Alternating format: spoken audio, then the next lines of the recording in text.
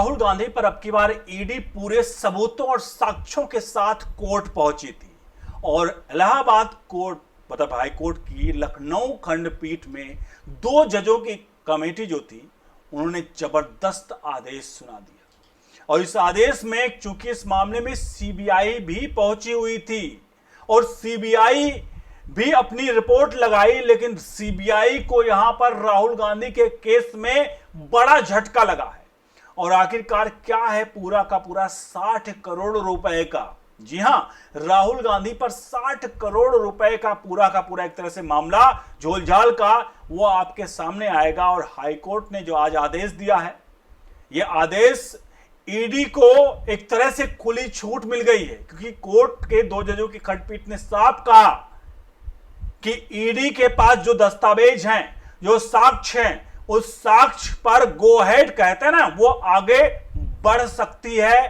पूरा मामला आपको दिखाते हैं। और आखिरकार आज राहुल गांधी हर बार बच जाते हैं।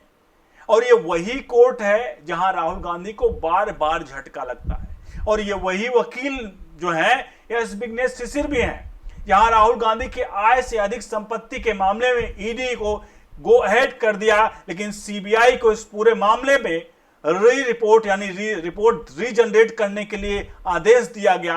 आपको दिखाते हैं। आपको बता दें, जिस तरह से अप्रैल के महीने में इसी साल के एक फैसला आया था जहां राहुल गांधी के ऊपर सीबीआई के जांच के आदेश दिए गए थे और एफआईआर दर्ज करने के भी आदेश दिए गए थे, लेकिन महज 24 घंटे के भीतर फैसला पलटा गया और 48 से 72 घंटे के भीतर जज साहब ने केस छोड़ दिया। ये लोग इस पर सवालिया निशान खड़े करते रहे थे कि आखिरकार राहुल गांधी पर क्या कभी कोई कार्रवाई होगी, या इसी प्रकार अगर कोई केस फाइनल स्टेज में पहुंचेगा तो जज अगर केस छोड़ देंगे तो होगा हमारी न्यायपालिका क्या क्या होगा। अगर रसूखदार लोग के खिलाफ अगर जज जो हैं वो मजबूती से नहीं खड़े होंगे तो फैसला कौन लिखेगा।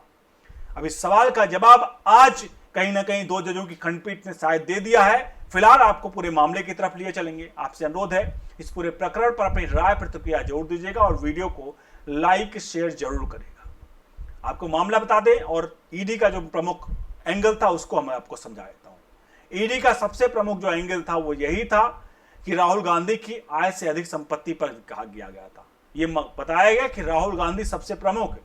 राहुल गांधी ने कुल लगभग 54 विदेश यात्राएं की हैं। 54 विदेश यात्राओं पर राहुल गांधी का जो है इनकम जो है वो खर्च जो आता है लगभग 60 करोड़ से आसपास आता है। ये 60 करोड़ से 90 करोड़ तक भी वेरी कर सकता है। अगर लोअर 60 करोड़ मांगे तो राहुल गांधी के पास इतना पैसा कहां से आया कि वो विदेशी दौरों पर जा रहे हैं। राहुल गांधी की कई ऐसी दौरा यात्राएं होती हैं जो विदेशों में गुप्त होती हैं। वो कहां जाते हैं किसी को कुछ नहीं पता होता। बहरहाल ये गुप्त यात्राओं पर नहीं थी, राहुल गांधी द्वारा खर्चे गए उन पैसों पर थी जो इन यात्राओं में राहुल गांधी ने वहां पर खर्चे। आपको बता दें मेन पॉइंट क्या था इस याचिका का, देखिए राहुल गांधी की आय से अधिक संपत्ति का मामला जो क्या है, इस मामले की शुरुआत कर्नाटक के भाजपा कार्यकर्ता एस विघ्नेश शिशिर द्वारा दायर शिकायत से जुड़ी है। एस विघ्नेश शिशिर की शिकायत में राहुल गांधी पर कथित आय से अधिक संपत्ति अर्जित करने का आरोप लगे हैं। याचिकाकर्ता का आरोप है कि राहुल गांधी ने अपनी घोषित आय से बहुत अधिक संपत्ति अर्जित की है।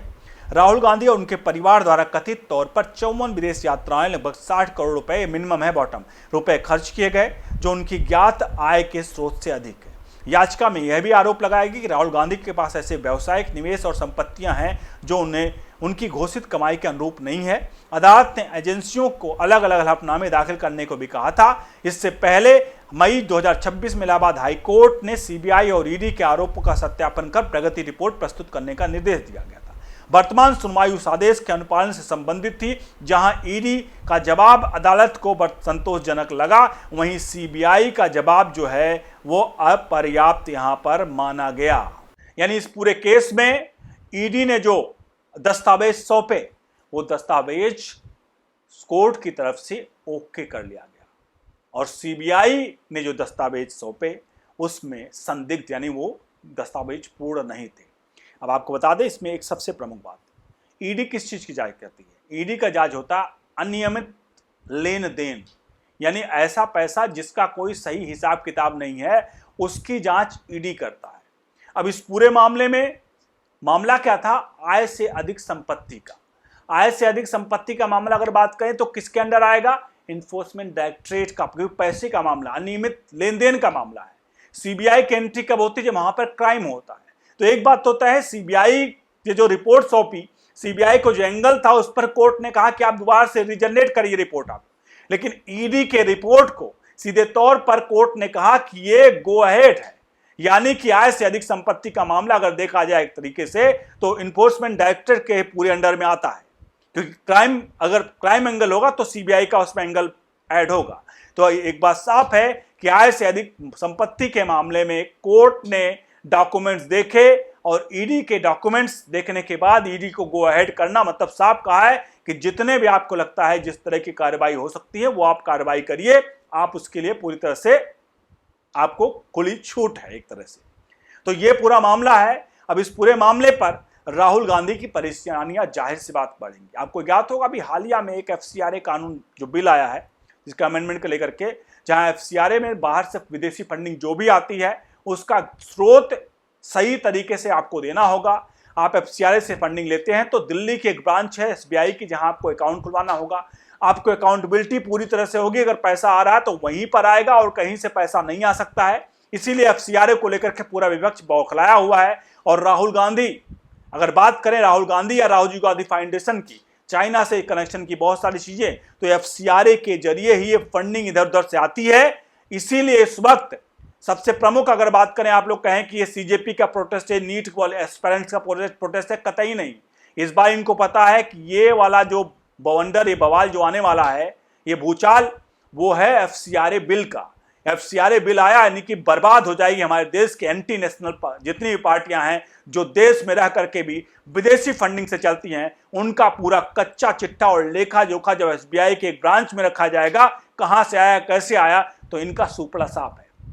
ऐसे में चाहे सीआईए हो, चाहे चाइना की एजेंसी हो, चाहे कोई भी दुनिया की एजेंसियां हो जो भारत के खिलाफ फंडिंग करती हैं, भारत के आंतरिक मामलों में दखलंदाजी करने के लिए फंडिंग करती हैं, उन सबको बड़ा झटका लगने वाला है। और इस सब में सबसे प्रमुख है यहां पर एफसीआरए का बिल वाला भी। तो ये बिल आने के बाद अब राहुल गांधी को ही ले लीजिए, 60 करोड़ रुपए खर्च किए हैं 54 विदेश यात्राओं में।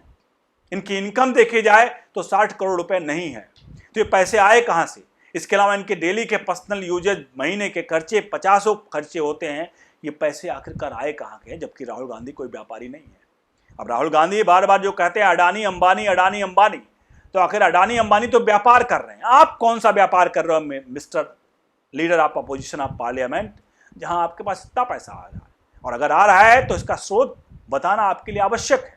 और अगर आप स्रोत नहीं बता पा रहे हो तो मुझे लगता है एक आम आदमी के ऊपर जैसे कार्रवाई होती है, एक सरकारी ऑफिसर के ऊपर जैसे कार्रवाई होती है, अगर उससे पैसा घूस लेते पकड़ा जाता है, कहीं पे आय से अधिक संपत्ति होती है, तो उसी तरह से क्या राहुल गांधी के ऊपर आय से अधिक संपत्ति के मामले में क्या कार्रवाई नहीं होनी चाहिए? फिलहाल इस पूरे मामले को लेकर अगली डेट दी गई है, अगले महीने के इसमें तारीख मिली है अगस्त की, और अगस्त में किसी देश को इसको 20 तारीख के आसपास इसकी सुनवाई होगी और फाइनल रिपोर्ट सीबीआई को भी सौंपने के लिए कहा गया है। और उस वक्त कोर्ट कोई फैसला ले सकता है। बहुत बहुत धन्यवाद।